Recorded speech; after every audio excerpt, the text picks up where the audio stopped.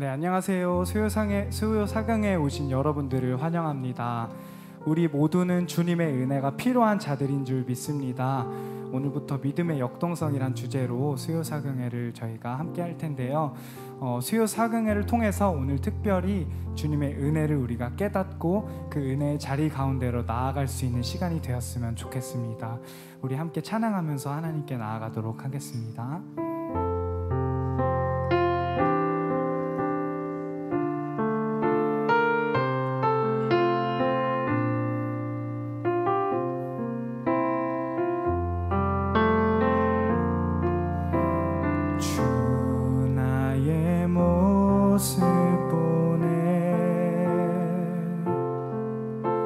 상한 나의 맘 보시네. 주 나의 눈물 안에 홀로 울던 맘 아시네. 주 나의 모습 보네.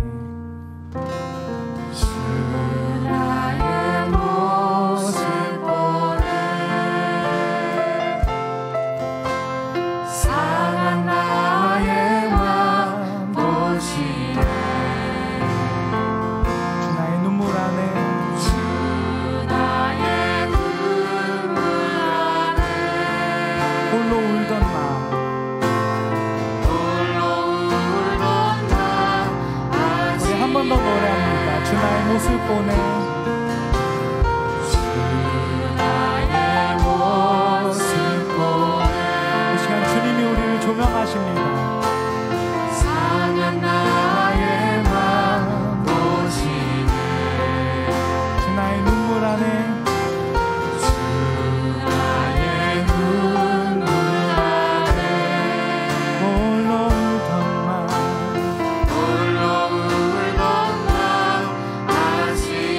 세상 소망 다 사라져가도 세상 소망 다 사라져가도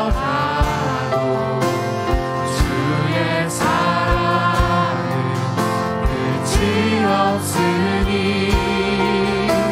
살아가는 이 모든 순간이 주의 힘을 처음부터 찬양하겠습니다. 주 나의 모습 보네. 주 나의 모습 보네.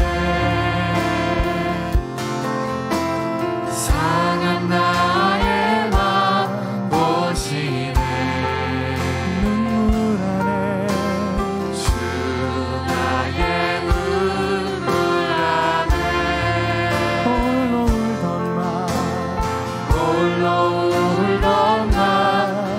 주 사랑 내게 있네. 주 사랑 내게 있네. 그 사랑이 날 채우네. 주 은혜도 내게 있습니다. 주 은혜 내게 있네. 그 은혜로 날 채우네. 세상 소망 다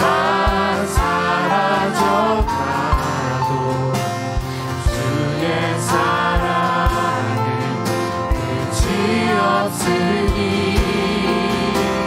살아가는 이 모든 순간이 주의 힘을 한 번 더 찬양합니다. 세상 소망 다 사라져가도 세상 소망 다 사라져가 주의 사랑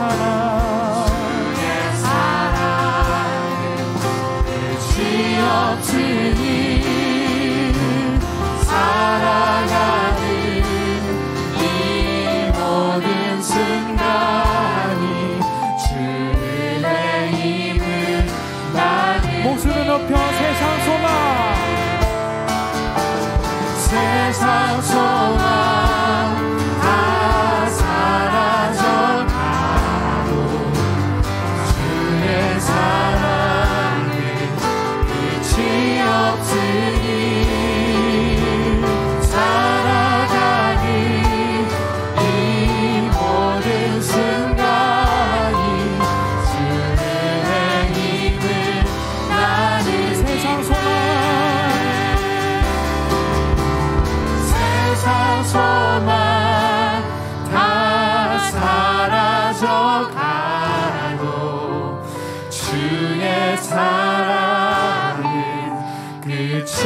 없으니 살아가는 이 모든 순간이 주의 힘을 나는 믿네. 주의 힘을 나는 믿네. 주의 힘을 나는 믿네.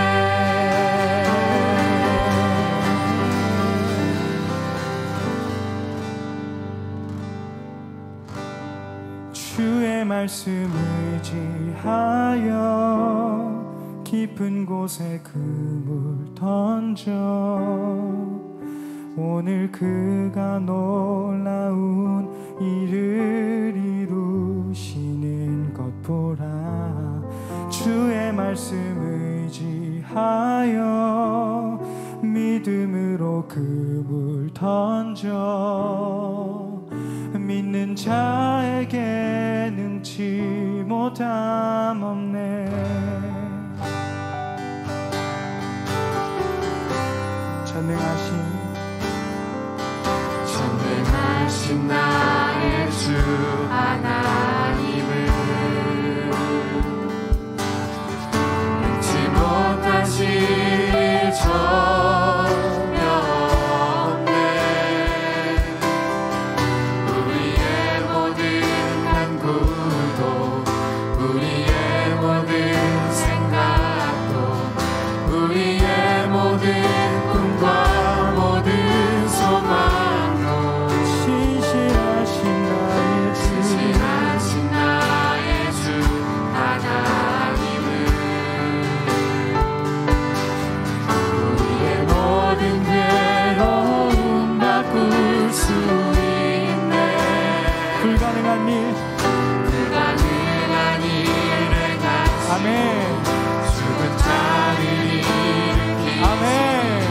그를 이길 자 아무도 없네. 주의 말씀 의지하여 깊은 곳에 금을 던져 오늘 그가 놀라운 일을 이루시는 것 보라. 주의 말씀 의지하여 믿음으로 금을 던져 믿는 자에게 능치 못함 없네. 우리 처음부터 고백합니다. 전능하신 나의 주 하나님을 능치 못하실 전혀 없네. 우리의 모든 간구도 우리의 모든 생각도 우리의 모든 꿈과 모든 소망도 신실하신 나의 주 하나님을 모든 괴로움 우리의 모든 괴로움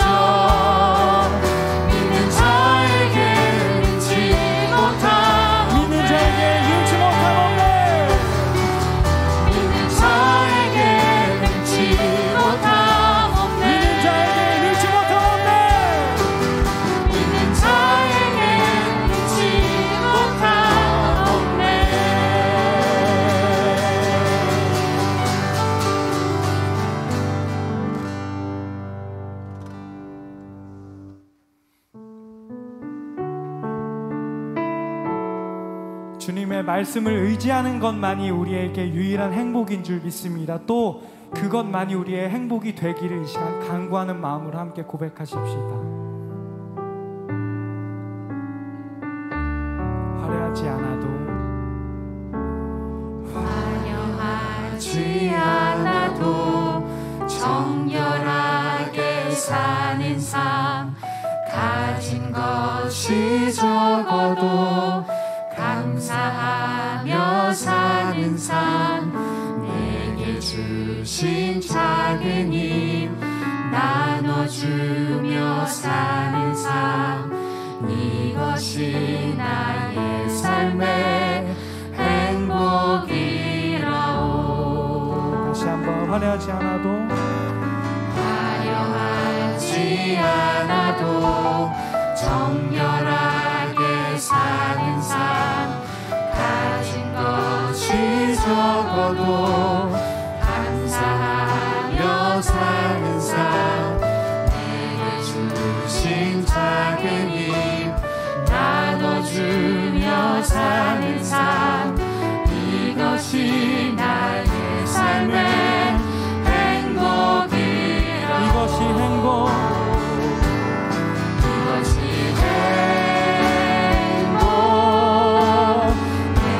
행복이라오.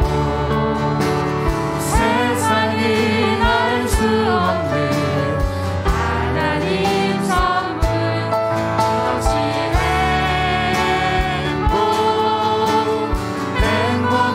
행복이라오. 하나님의 자녀로 살아가는 것, 이것이 행복이라오. 자, 다시 한번 처음부터 화려하지 않아도 화려하지 않아도 정결하게 사는 그것들이 주님이 원하시는 삶인 줄 믿습니다. 것이 적어도 감사하며 사는 아멘. 삶, 내게 주신 작은 힘 나눠주며 사는 삶, 이것이 나의 삶의 행복이라오. 눈물 날 일 많지만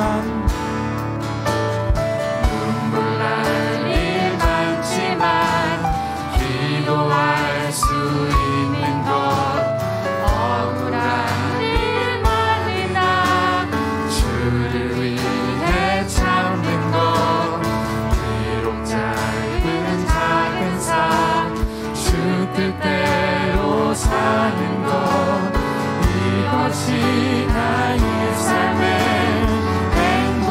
우리 한 번 더 노래합니다. 눈물 날 일 많지만 눈물 날 일 많지만 기도할 수 있는 것, 억울한 일 많으나 주를 위해 참는 것, 비록 짧은 작은 삶 주 뜻대로 사는 것, 이것이 나의 삶의 행복이라오. 이것이 행복, 이것이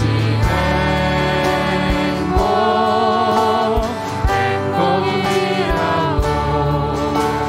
세상을 알 수 없는 하나님 선물, 이것이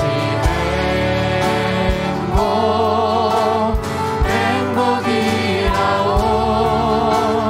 하나님의 자녀로 살아가는 것,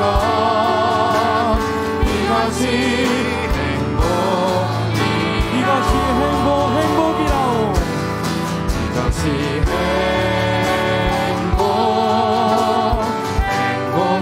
행복이라오. 세상을 알 수 없는 하나님 선물, 이것이 행복이라오.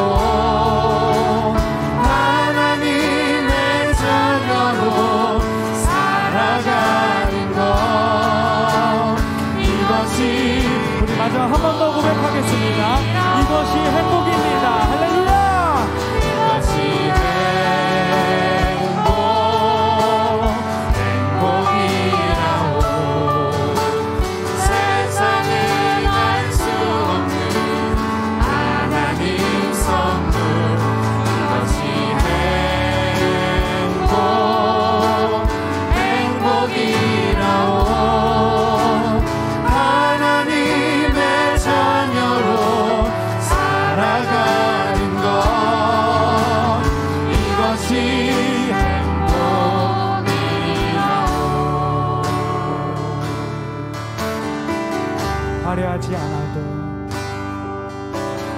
화려하지 않아도 정결하게 사는 삶, 가진 것이 적어도 감사하며 사는 삶, 내게 주신 작은 힘 나눠주며 사는 삶, 이것이 나의 삶의 행복이라오.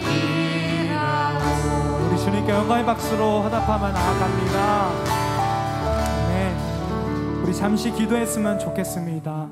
우리 수요 사경에 나오신 여러분들, 이 시간만큼은 우리의 원함 모두 내려놓고 주님 한 분만으로 만족하십시다. 다른 것 많아도 우리 주님이 없다면 만족하지 못하지 않습니까? 주님 한 분만 이 시간 내 심령에 가득 채워주셔서 주님으로만 만족할 수 있도록 이 시간 우리에게 큰 은혜를 베풀어 주옵소서 하는 마음으로 함께 주님께 기도하며 나아가시겠습니다.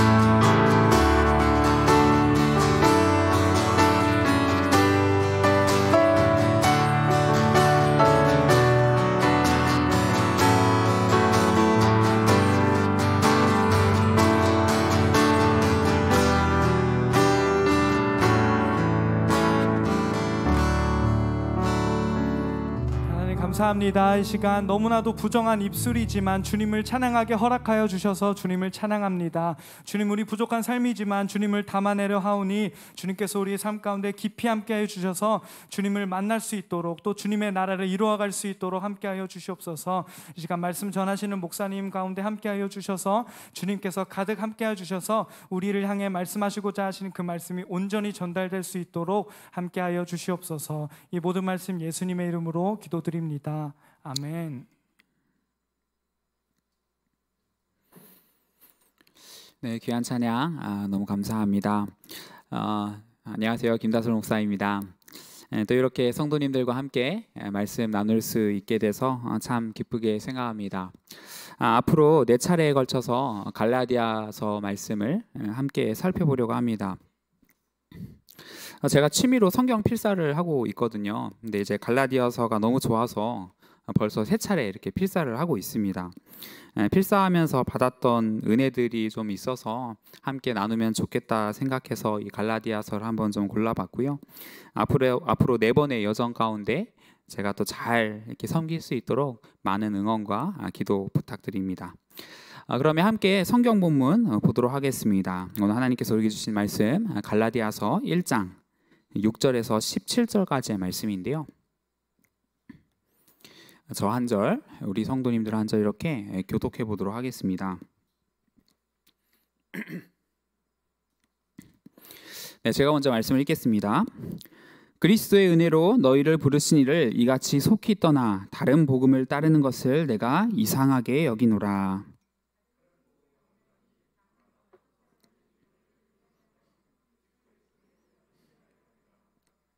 그러나 우리나 혹은 하늘로부터 온 천사라도 우리가 너희에게 전한 복음 외에 다른 복음을 전하면 저주를 받을지어다.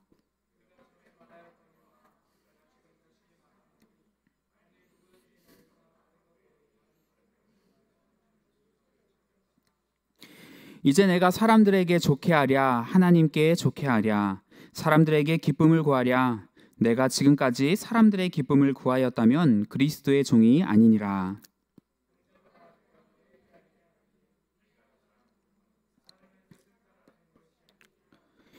이는 내가 사람에게서 받은 것도 아니요 배운 것도 아니요 오직 예수 그리스도의 계시로 말미암은 것이라.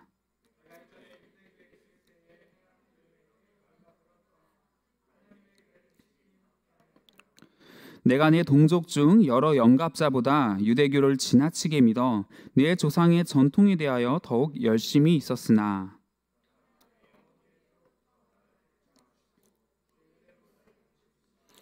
그의 아들을 이방에 전하기 위하여 그를 내 속에 나타내시기를 기뻐하셨을 때 내가 곧 혈육과 의논하지 아니하고.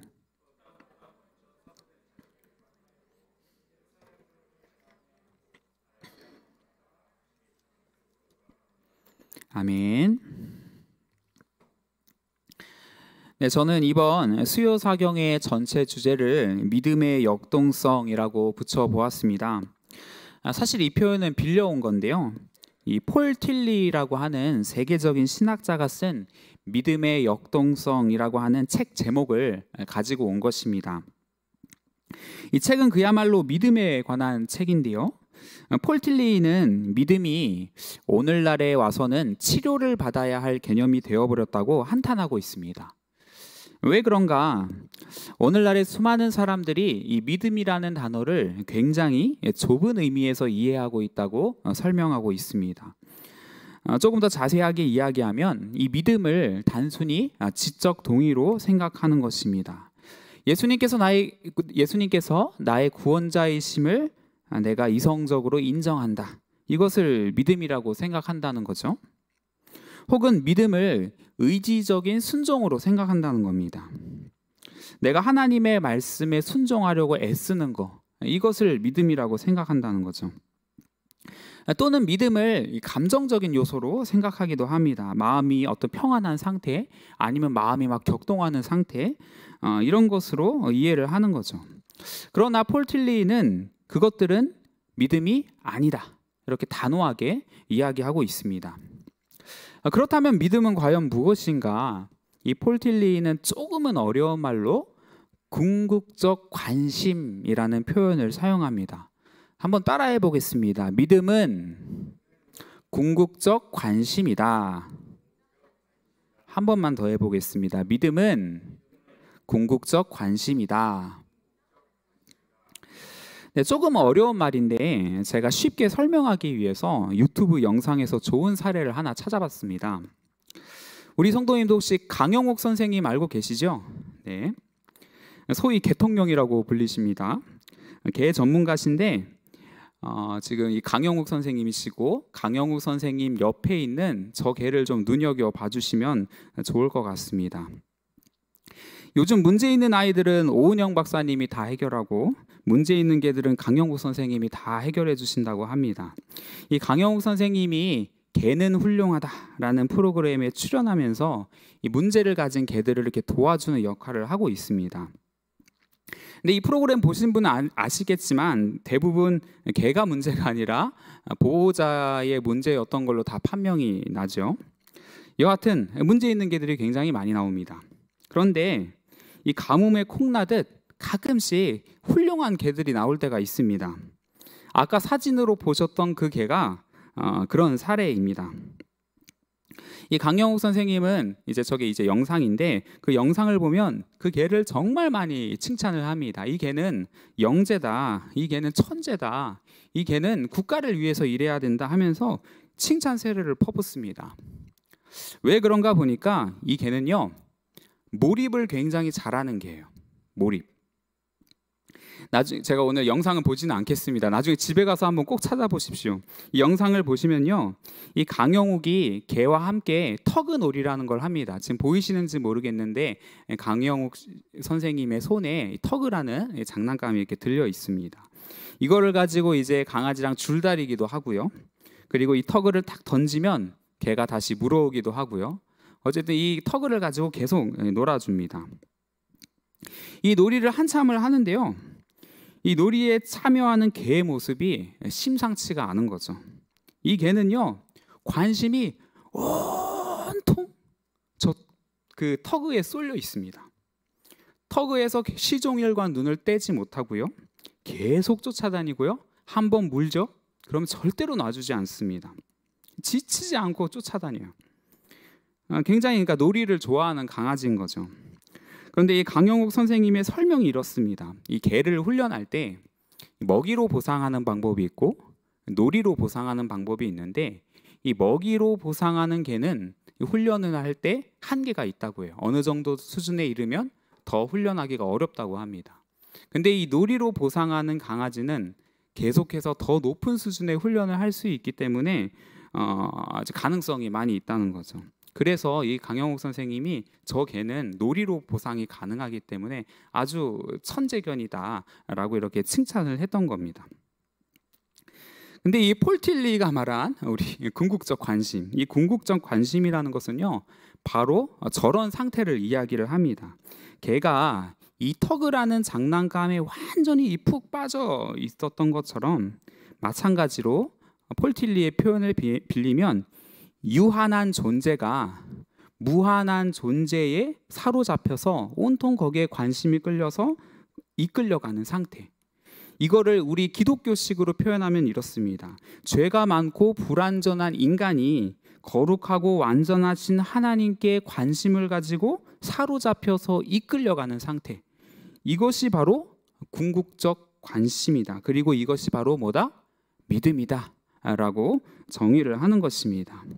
그리고 또 폴 틸리는 이렇게 설명합니다. 이 궁극적 관심으로서의 믿음은 우리의 지적 동의와 의지적 순종과 감정적 변화를 모두 다 포괄하고 또 심지어 그것을 초월한다. 그리고 조금 어려운 말로 심지어 정신 분석학에서 이야기하는 무의식과 의식, 그리고 슈퍼에고와 리비도를 모두 다 포괄하고 그것을 초월한다. 그렇게 이야기하고 있습니다. 어려운 말들을 늘어놨는데 이걸 한마디로 요약하면 믿음은 인간의 전 존재적 행위다. 그렇게 정리할 수가 있겠습니다.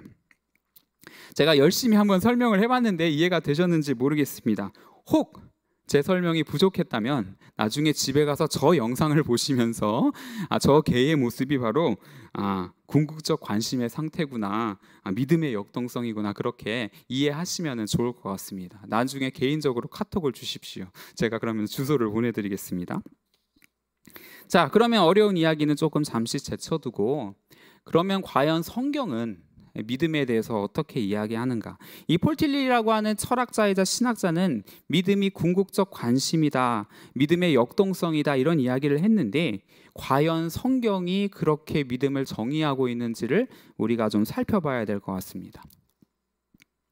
제가 어제 좀 재밌는 일을 해봤는데, 제가 성경 프로그램에 들어가서 이렇게 검색을 해봤습니다. 이 믿음이라는 단어를 탁 쳤을 때 이 단어가 가장 많이 나오는 성경책이 뭘까 이렇게 한번 해봤어요. 자, 결과가 어땠을까요?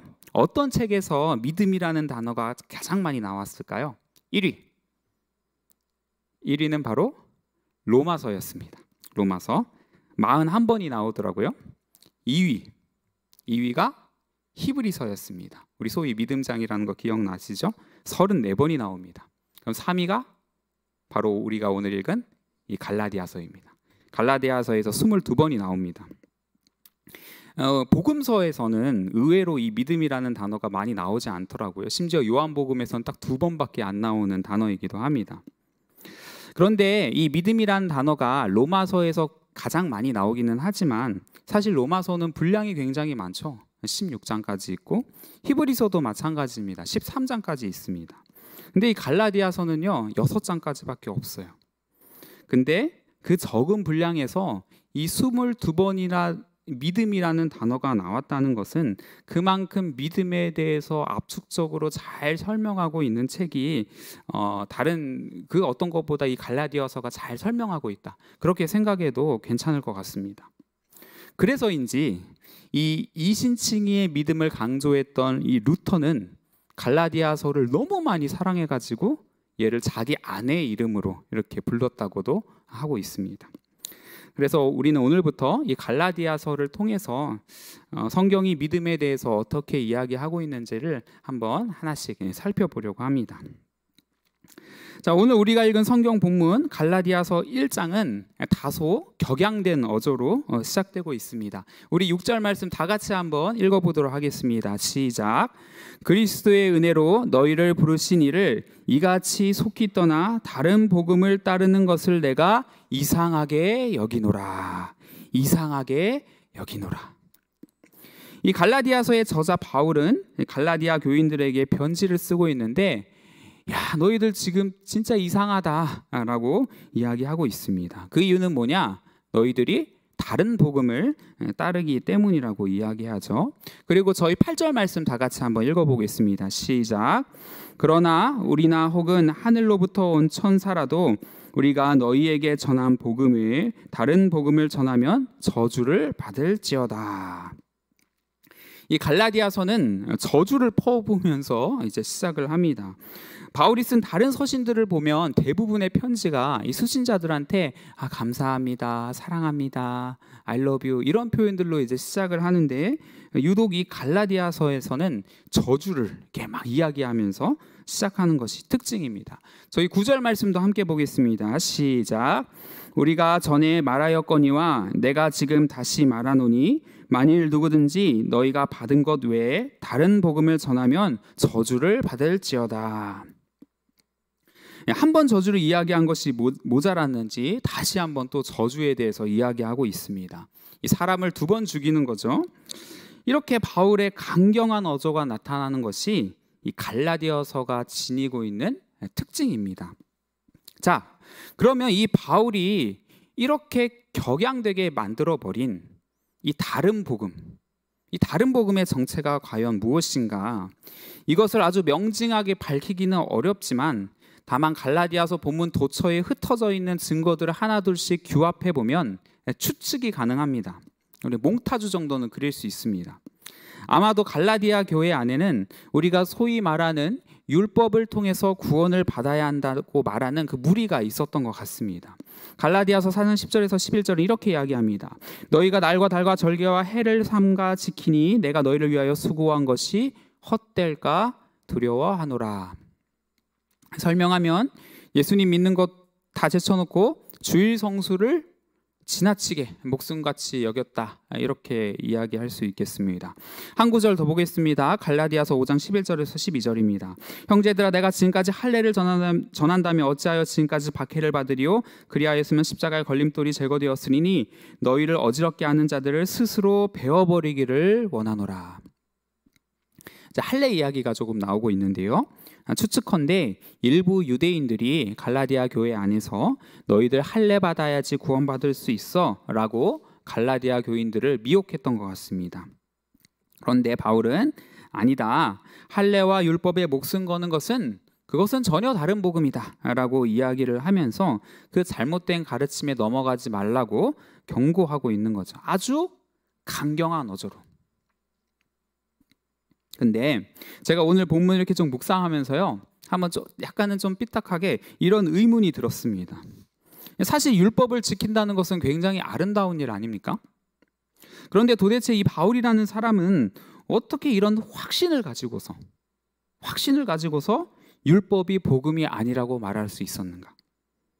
우리가 읽은 갈라디아서 1장 8절을 보면 하늘로부터 온 천사라도 우리가 너희에게 전한 복음 위에 다른 복음을 전하면 저주를 받을 거라고 이야기하는데 어떻게 사람이 저렇게 교만하게 천사랑 자신을 막 견주면서 자신의 탁월함을 이렇게 주장할 수 있는가? 강호동이 그런 말을 했다고 해요. 이 세상에서 제일 무서운 사람은 책을 몇 권? 한 권 읽은 사람이다. 그 한 권이 다 진리라고 생각한다는 거예요. 더 큰 세계가 있는데. 바울이 저렇게 강경하게 확신에 차서 이야기할 수 있는 것은 혹시 책을 한 권만 읽었기 때문 아닌가 하는 의심이 들었습니다. 사실 저는 이 자기 말에 굉장히 확신을 가지고 이야기하는 사람들에 대해서 굉장히 좀 경계하는 그런 경향이 있습니다. 야, 저 사람 혹시 선동가 아니야? 그렇게 의심을 좀 먼저 하는 편입니다. 그리고 그 사람의 주장이 만약 신앙적인 부분과 더 관련되기 시작하면 그 경계심이 더욱더 짙어지게 됩니다. 이거는 다른 게 아니라 제 개인적인 경험 때문에 그렇습니다. 제가 고3 때 일인데요. 제가 당시에는 중국에 있었고, 중국에서 이제 언어를 공부하면서 거기서 이제 대학을 가야겠다고 하면서 준비하던 때가 있었습니다. 한참 중국어 공부하고 있을 때 사스가 터졌어요. 그래서 부랴부랴 한국에 이렇게 돌아왔습니다. 그때가 아마 5월 정도였던 것으로 기억합니다. 그때부터 급하게 이제 수능을 준비했습니다. 저는 대안학교 출신이거든요. 사실 수능 준비가 잘 돼 있지 못한 상태였습니다. 급하게 이제 재수학원을 이렇게 등록을 하고 수능을 준비하기 시작했습니다. 전주에 있는 대성학원에 다녔는데 그 당시에는 진짜 제가 힘이 되게 많이 들었고 마음이 굉장히 많이 무너져 있었던 그런 때였습니다. 근데 하루는 이제 대성학원을 이렇게 가고 있는데 노방전도를 하던 한 목사님을 이렇게 만나게 되었습니다. 꼼짝없이 붙잡혀가지고 전도를 당했습니다. 그 목사님은 저에게 구원에 확신이 있느냐고 물었고 또 언제 구원을 받았는지 물어봤습니다.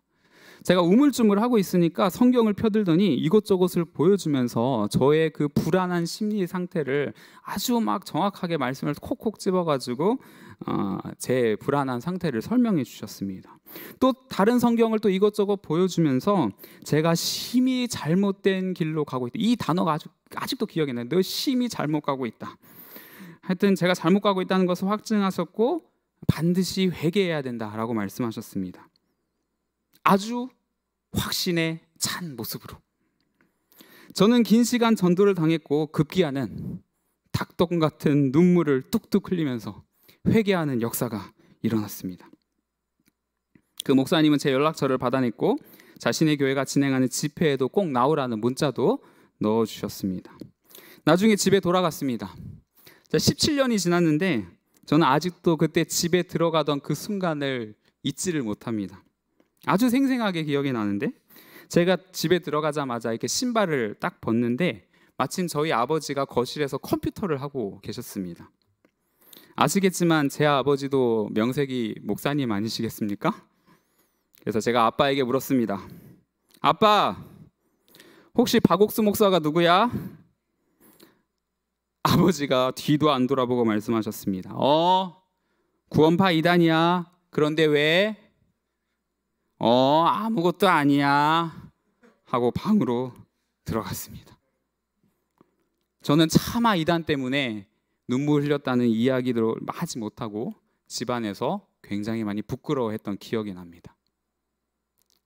저희 아버지에겐 비밀입니다. 아직도 모르실 겁니다.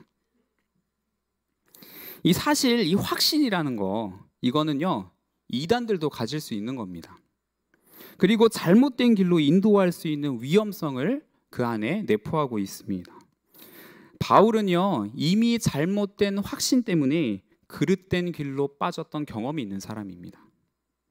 우리가 오늘 읽었던 갈라디아서 1장 13절에 보면 바울은 자신이 유대교회에 있을 때 그 넘치는 확신과 믿음을 가지고서 하나님의 교회를 심히 박해하여 멸하였다고 이야기하고 있습니다. 그러나 결국 그의 확신은 잘못된 것으로 판명이 났죠.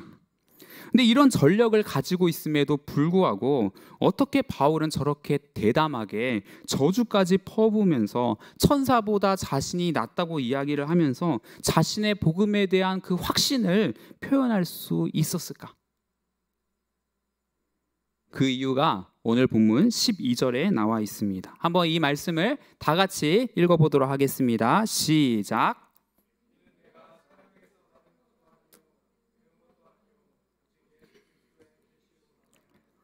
아멘. 바울이 자신의 복음에 대해서 확신을 가지고 이야기할 수 있었던 것은 바로 무엇 때문이었습니까? 바로 예수 그리스도의 계시 때문이었습니다. 쉽게 말해서 바울은 예수 그리스도를 만났고 그를 보았던 것이죠. 그 사건이 그에게 확신을 불어넣어 준 것입니다. 근데 여기서 중요한 것이 바로 이 계시라는 단어입니다. 계시라는 단어가 믿음에 있어서 너무나도 중요하기 때문에 잠시 설명하고 넘어가겠습니다. 지난번 금요기도회 때도 잠깐 설명했었는데요. 이 계시라는 단어는 문자적이고 사전적인 의미는 이전에 감추어졌던 어떤가가 드러나다, 밝혀지다, 벗겨지다 이런 의미를 가지고 있습니다. 이 단어를 우리의 일상에 적용해 보면 굉장히 쉬운데 새 제품 출시와 연결해서 생각하면 좋습니다. 아이폰을 예로 들면 아이폰이 현재 13까지 나와 있는데 그리고 이제 14기종의 출시를 기다리고 있습니다. 9월에 나온다고 하더라고요. 그런데 새롭게 출시하게 될 이 아이폰 14에 대한 디자인과 성능 이런 것이 아직 베일에 둘러싸여 있는 것입니다. 그런데 이 베일에 둘러싸여져 있던 새 제품에 대한 디자인과 성능이 어느 날 갑자기 대중에게 짠 하고 공개가 됩니다. 그러면 우리는 이 사건을 보고 계시라고 이야기할 수 있습니다. 이렇듯 감추어졌던 것이 드러나고 밝혀지는 것이 계시라는 단어가 가지고 있는 의미입니다. 근데 성경에서는 이 계시라는 단어를 어떻게 사용하는가? 다시 말해서 하나님의 뜻, 감추어져 있고 가려져 있는 거룩하신 그 하나님이 인간에게 드러나지고 보여지는 사건을 보고 그것을 계시다 이렇게 이야기를 합니다. 중요한 것은 성경이 이 계시를 단순히 하나님이 뿅 하고 나타나는 사건으로 서술하지 않는다는 겁니다. 그것은 반쪽짜리 이해입니다. 이 계시는 인간에게 일종의 죽음을 요구합니다. 성경은 계시의 사건이 벌어지면 인간의 삶이 뿌리채 흔들리기 시작하고 급기야는 그동안 익숙해왔던 나의 삶의 터전이 붕괴하기 시작한다고 말합니다. 일례로 아브라함은 하나님의 계시를 받았을 때 자신이 익숙했던 고향과 친척과 아버지의 집을 떠나야 했습니다. 선지자 이사야는 하나님을 만났을 때 화로다 나여 망하게 되었도다 라고 하며 날카로운 비명을 질러야 했습니다. 베드로도 하나님의 현존이신 예수님을 만났을 때 자신의 모든 것인 배와 그물을 버려두고 예수님을 따라갈 수밖에 없었습니다. 이처럼 거룩하신 하나님이 죄인된 인간의 삶에 침입하시고 새로운 삶으로 이끌어 가시는 것이 바로 계시의 사건입니다. 근데 이 계시의 사건은 이 믿음과 불가분의 관계에 놓여 있는 것입니다. 왜냐하면 궁극적 관심으로서의 믿음은 오직 하나님의 현존이 드러나는 이 계시에서부터 시작되기 때문입니다. 하나님이 나타나셔야 그걸 보고 인간이 그 매력에 이끌려 믿음을 가지게 될 수 있습니다. 바울은 바로 이 예수 그리스도의 계시에 완전히 사로잡혀 있었던 사람입니다. 다메섹에서 호련히 나타나신 예수님은 바울의 지적인 동의를 받아내고 감정의 변화를 일으키고 의지적인 순종을 일으켰을 뿐더러 그의 전 존재를 포섭해버렸습니다. 그는 이렇게 표현하는 것이 조금 그렇지만 강영구 선생님을 다시 한번 소환하면 바울은 이 예수님이라는 터그 장난감에 완전히 몰입해버린 천재견이 되어버린 것입니다. 그래서 그는 확신의 참 목소리로 이렇게 외칩니다. 갈라디아서 3장 1절에 보면 어리석도다 갈라디아 사람들아 예수 그리스도께서 십자가에 못 박히신 것이 너희 눈앞에 밝히 보이거늘 누가 너희를 꾀더냐. 너희 눈에 밝히 보이거늘. 바울에게는 십자가에 못 박히신 예수님이 너무나도 분명하게 보였습니다. 그리고 거기에서 믿음의 역동성이 시작이 되었습니다. 예수님이 눈앞에 밝히 보여졌을 때 확신을 가지고서 그 예수님을 따라가는 삶, 이것이 바로 궁극적 관심으로서의 믿음이다 이렇게 말씀드릴 수 있겠습니다. 저는 오늘 설교 제목을 믿음과 확신이라고 한번 지어봤습니다. 설교 준비를 하면서 과연 내 삶에는 참된 믿음이 존재하는가 그런 자문을 한번 해보았습니다. 저도 한번 오늘 이 시간 우리 성도님들에게 질문을 한번 드려보고 싶습니다. 성도님들의 삶에는 참된 믿음이 있습니까? 우리가 그냥 무미건조하게 예수님은 나의 구원자이심을 내가 믿는다 그렇게 고백하는 거 말고 예수님과 살아있는 교제를 통해서 나의 삶이 이끌려가는 그 믿음의 역동성이 살아 숨쉬고 계십니까? 저는 이 질문 앞에서 저와 우리 성도님들이 아멘이라고 대답할 수 있기를 간절히 소망합니다. 저는 이따금씩 길가에 이렇게 피어있는 강아지 풀을 이렇게 만납니다. 그때마다 이제 생명의 위대함을 느끼고는 하는데요. 이 길에서 이렇게 보셨을 거예요. 이 강아지 풀들은요, 보통 이 보도블럭 사이를 다 그 비집고 이렇게 싹을 틔웁니다. 어떻게 그 작은 틈에서 흙을 발견하고 생명을 이렇게 싹 틔우는 건지 저는 볼 때마다 그저 놀랍기만 합니다. 근데 저는 그 작은 틈 사이로 그 피어난 그 강아지 풀들을 이렇게 볼 때마다 성령님께서 이렇게 말씀하시는 것 같습니다. 아들아, 나에게 저 작은 틈을 좀 다오. 내가 그 틈 가운데 생명의 역사를 시작하겠다. 이렇게 말씀하시는 것 같습니다. 간증이라고 말하기는 조금은 부끄러운데 아주 작은 간증 하나를 하고 설교를 마치려고 합니다. 이게 간증인지 잘 모르겠습니다. 한 달 전부터 제가 이제 원래 기도하는 시간이 있는데 기도하는 시간 자기 전으로 옮겨가지고 자기 전에 이렇게 중보기도를 하고 이렇게 잠자리에 듭니다. 딱 앉아서 성령님께서 생각나게 하는 사람이 있으면 그냥 그 사람 위해서 자유롭게 기도하고 이렇게 잠자리에 듭니다. 2주 전인가 기도를 하려고 이렇게 자리에 딱 앉았는데 하나님께서 갑자기 그런 탁 마음을 주셨어요. 탁 불현듯 그 음성이 다가왔습니다. 왜 너 혼자 기도하냐? 아내랑 같이 기도해라 라는 소리였습니다. 그 음성을 듣고 저는 매우 난처했습니다. 저는 한 달에 한 번 정기적으로 아내와 부부싸움을 하는데 하필 그 음성을 들은 날은 부부싸움을 한 날이었습니다. 정기적 행사입니다. 주여, 내일부터 하겠습니다 라는 생각이 들었습니다. 속이 굉장히 많이 좁은 저는 스몰 마인드인데 제가 20분을 버티다가 쭈뼛쭈뼛 나가가지고는 아내한테 말하는 둥 마는 둥 여보 우리 같이 매일 기도할까? 이렇게 말을 했습니다. 용기를 엄청 많이 내서 다행히 저희 아내가 화를 내지 않고 흔쾌히 받아줬습니다. 너무 감사해요 그때.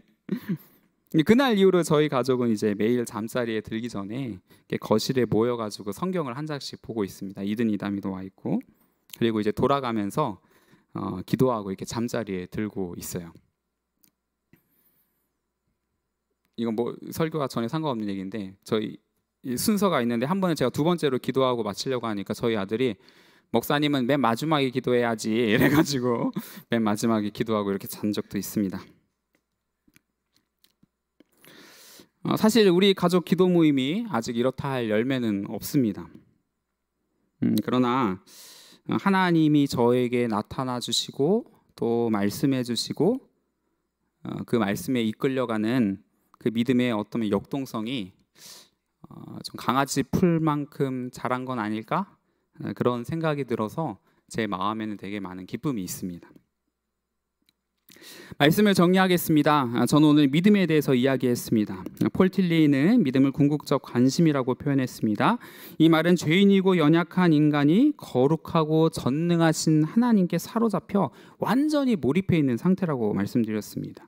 그리고 이 믿음은 오직 다른 길은 없습니다. 오직 계시의 사건으로부터 시작하는데 하나님의 은혜로 우리의 삶에 예수님께서 보여질 때 바로 그 순간부터 시작되는 거라고 말씀드렸습니다.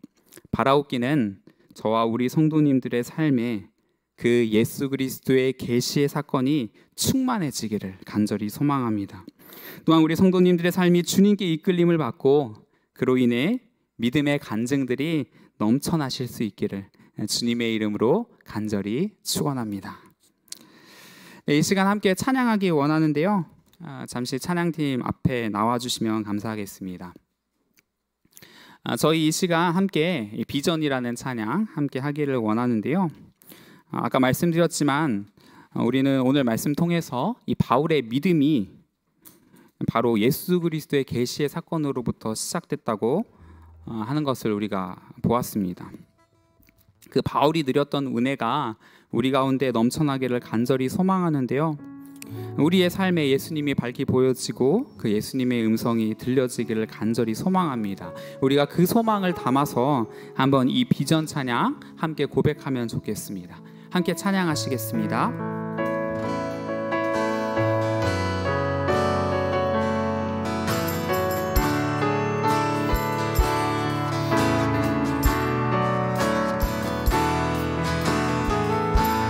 우리 보좌 앞에 모여 우리 보좌 앞에 모였네. 함께 주를 찬양하며 하나님의 사랑 그 아들 주셨네. 그의 피로 우리 구원받았네.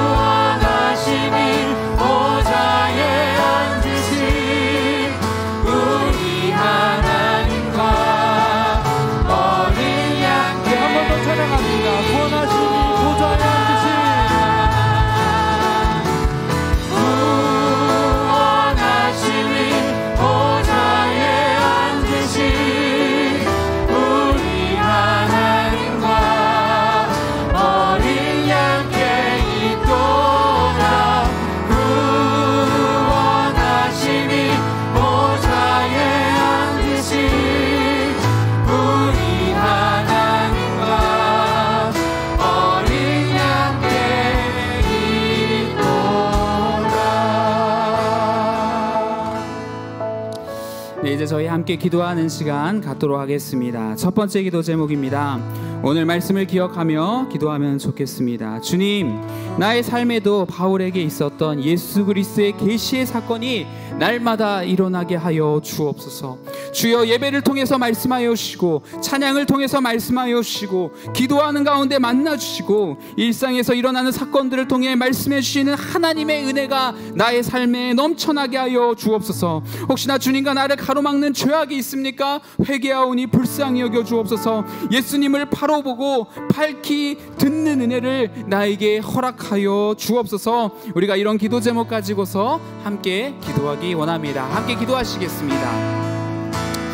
하나님 아버지, 하나님, 바울이 예수 그리스도의 그 계시의 사건을 보았던 것처럼 아버지, 우리의 삶에도 그 예수님의 계시의 사건이 날마다 넘쳐나기를 간절히 소망합니다.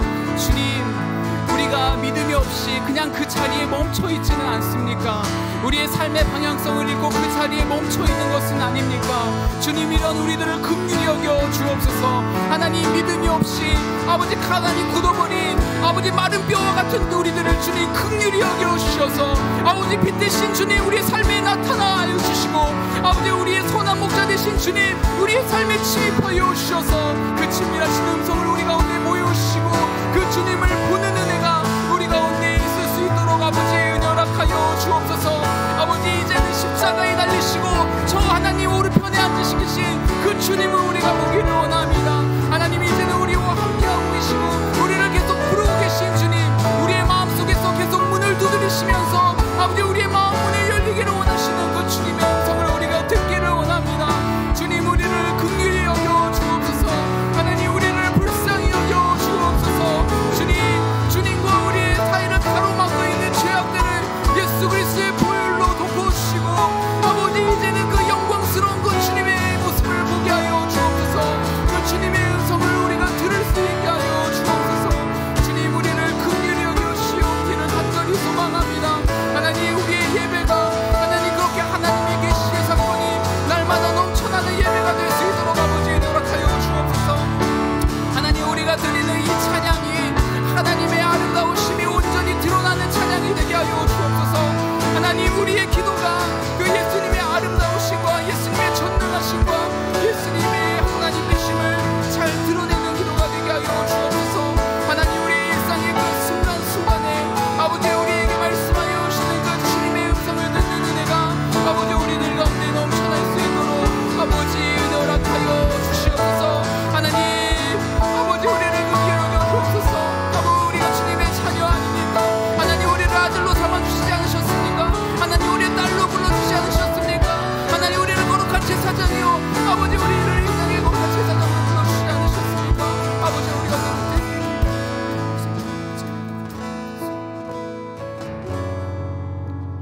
네, 두 번째 기도 제목입니다. 우리가 이 시간 나라와 민족을 위해서 기도하기 원합니다. 현재 우크라이나에서 전쟁이 일어나고 있습니다. 전쟁이 생각보다 길어지면서 핵 전쟁에 대한 위험도 감지되고 우크라이나에서는 무고한 민간인들이 계속해서 피해를 입고 있습니다.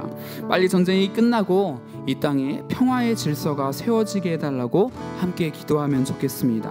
또 우리가 나라를 위해 기도하기 원합니다. 하나님, 우리나라가 공의와 정의가 강물같이 흐르는 나라 되게 하여 주옵소서. 가난한 자, 억울한 자, 약한 자들을 불쌍히 여겨 주옵소서. 하나님, 특별히 먹구름이 잔뜩 끼어 있는 것 같은 이 청년들 그리고 우리의 자녀들에게 희망과 소망을 허락하여 주옵소서. 우리의 세계와 또 나라를 위해서 생각나는 대로 함께 기도하기 원합니다. 함께 기도하시겠습니다. 하나님 아버지, 우리가 이 시간 또 우리의 기도의 지경을 높여서 아버지 이 세계를 위해서 하나님 기도하기 원합니다. 하나님, 우리가 이 시간 또 기도하기 원하는 것은 아버지 우크라이나 땅을 위해서 기도하기를 원합니다. 하나님, 그곳에서 전쟁이 일어나고 있습니다. 하나님, 주님께서는 십자가에 달리셔서 아버지 철저히 약해지고 아버지 힘의 논리가 아니라 아버지 오직 섬김의 논리로 약해짐의 논리로 아버지 이 세상을 정복하였지만 여전히 그것을 알지 못하는 사람들이 자신의 힘을 과시하고 아버지 자신의 욕심에 붙들려서 아버지 그렇게 사람들의 수많은 사람들의 생명을 빼앗는 일을 하고 있습니다. 주님, 아버지 이런 우리를 긍휼히 여겨 주옵소서. 하나님, 러시아와 그 우크라이나 가운데 전쟁 가운데 무고한 시민들이 죽어나가고 있습니다.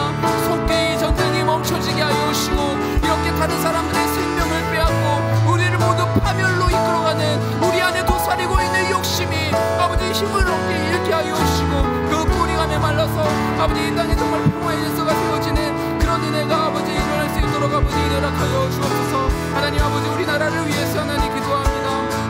주님 우리 대한민국을 긍휼히 여겨주시기를 원합니다. 하나님 우리나라가 아버지 정말 많은 기독교인들이 있음에도 불구하고 하나님의 사람들이 있음에도 불구하고 여전히 헬조선이라는 이야기를 들으면서 너무나도 살기 어려운 정말 희망이라고는 도무지 찾아볼 수 없는 아버지 그러한 나라가 되어가고 있습니다. 주님 이런 우리나라를 긍휼히 여겨 주옵소서. 하나님 이 땅에 있는 기독교인들을 아버지 긍휼히 여겨주시고 아버지 그들의 기도들이 불이 듯이 일어날 수 있도록 아버지 허락하여 주시고 아버지 이 땅을 정말 회복시키고자 하는 그 기도들이 모여서 아버지 이곳이 정말 다시 살아나고 그런 회복의 역사가 우리 가운데 일어날 수 있도록 아버지 허락하여 주옵소서. 하나님 우리 청년들을 긍휼히 여겨주셔서 아버지 그들의 너무나 급박한 삶 가운데 하나님 위로를 주님 허락하여 주시고 하나님 그들에게 살기를 보여주시고 또 희망을 허락하여 주시고 소망을 허락하여 주셔서 아버지 정말로 하나님께서 불러주신 그 생명의 길로 나아갈 수 있는 그 사랑하는 청년들과 우리의 자녀들 될 수 있도록 아버지 허락하여 주시고 네, 세 번째 기도 제목입니다. 저희가 교회를 위해서 함께 기도하기 원합니다. 돌아오는 토요일 주일에는 유치 유아부 성경학교가 있습니다. 그리고 8월에는 청소년부 수련회가 다가오고 있고 청년부 수련회도 다가오고 있습니다. 안전사고 없이 하나님의 은혜 가운데 사역이 잘 마무리되게 해달라고 소망, 절망이 판치는 이 세상 가운데 예수 그리스도 안에서 소망을 발견하게 되는 그런 시간 되게 해달라고 같이 기도해 주시면 좋겠습니다. 시무건사 안수집사 선거 일정이 시작됐습니다. 일정이 매끄럽게 진행되고 하나님이 기뻐하시는 충성된 일꾼이 무사히 잘 세워지는 축제의 시간 되게 해달라고 함께 기도하면 좋겠습니다. 특별히 선거관리위원회 섬기는 성도님들 기억하여 주시고 그분들에게 하나님의 지혜와 용기 달라고 기도해 주시기 바랍니다. 더불어 우리 교회 가운데 하나님께서 주시는 살아있는 믿음과 생명의 역사가 늘 넘쳐날 수 있도록 특별히 하늘교회 예배 가운데 예수 그리스도의 계시의 사건이 날마다 넘쳐날 수 있도록 위해서 함께 기도해 주시면 좋겠습니다. 함께 우리 교회를 위해서 기도하겠습니다. 기도합니다. 하나님 아버지 이 시간 우리 높은 때 하늘교회를 위해서 또 함께 기도하기 원합니다. 하나님 특별히 이제 다가오는 그런 일정 가운데는 또 여름 성경학교가 있습니다. 하나님 그 시간 가운데 성령님께서 함께하여 오시고 하나님의 은혜와 사랑이 넘쳐나는 시간 되기를 간절히 소망합니다. 하나님 우리가 어찌 기도보다 앞설 수 있겠습니까? 하나님 우리가 어찌 성령님보다 더 앞설 수 있겠습니까? 하나님 우리 먼저 성령님께서 먼저 그 자리에 가주시고 아버지 그 자리에 주인 되어 오시고 아버지 그 시간에 나를 다스려 주시고 아버지 그 시간이 정말 하나님께서 붙들린 손 시간이 되기를 아버지 이 시간 기도합니다. 하나님 우리 아이들의 마음을 붙들어 주시고 우리 선생님들의 마음을 붙들어 주시고 또 함께 사역하는 사역자들의 마음을 붙들어 주셔서 아버지 그 시간들이 정말 하나님이 기뻐하시는 시간 될 수 있도록 하나님 또한 안전하고 행복하고 건강한 시간이 될 수 있도록 아이들의 마음속에 믿음의 씨앗이 뿌려지고 그 믿음의 씨앗이 30배, 60배, 100배 열매 맺는 그런 은혜의 시간이 될 수 있도록 아버지 은혜 허락하여 주옵소서. 하나님 저희가 선거를 준비하고 있는 가운데 있습니다. 하나님 일정 가운데 하나님께서 인도해 주시는 것을 경험하게 하여 주시고 또 준비된 하나님의 일꾼들을 하나님께서 보여주셔서 그들의 마음을 준비시켜 주시고 아버지 하늘교회가 앞으로 나아가야 여러 가지 일들이 있는데 감당해야 될 일들이 있는데 이 일들을 혼자서 감당하는 것이 아니라 함께 손에 손을 맞잡고 감당할 수 있도록 아버지 준비된 일꾼들을 세워주시기를 아버지 하나님 간절히 소망합니다. 하나님 우리 함께 해주시면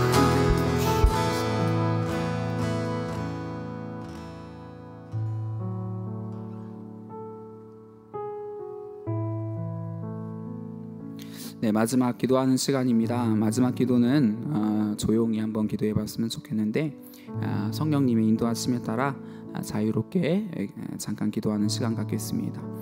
하나님께서 나에게 원하시는 기도 제목이 있다면 지금 생각나게 하시는 기도 제목이 있다면 그 기도 제목 가지고 조용히 한번 기도하면 좋겠습니다.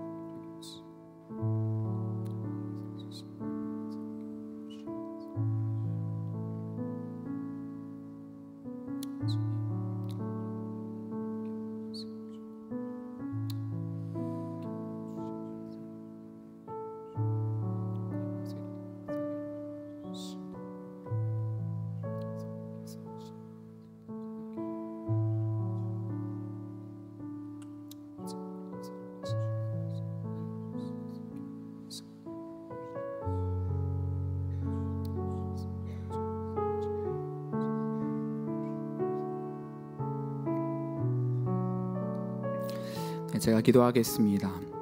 하나님 아버지, 오늘 갈라디아서 말씀을 통해서 참된 믿음이 무엇인지 고민할 수 있는 시간 주셔서 참 감사합니다. 주님, 우리도 바울이 누리고 있었던 그 참된 믿음으로 인한 확신과 기쁨이 넘쳐나는 삶을 살기를 간절히 소망합니다. 우리 삶에도 예수 그리스도의 계시의 사건이 풍성하게 일어나게 하여 주시고, 특별히 높은 뜻 하늘교회에 예수 그리스도의 계시의 사건이 풍성하게 하셔서 우리 모두가 하나님께서 기뻐하시는 참된 믿음을 소유하게 하여 주옵소서. 지금은 주 예수 그리스도의 은혜와 하나님의 사랑과 성령의 교제하심이 참된 믿음 가지고 확신과 기쁨으로 살아가기를 소망하며 머리 숙인 하나님 자녀들 머리 위에 지금부터 영원토록 함께 하시기를 간절히 축원하옵나이다. 아멘.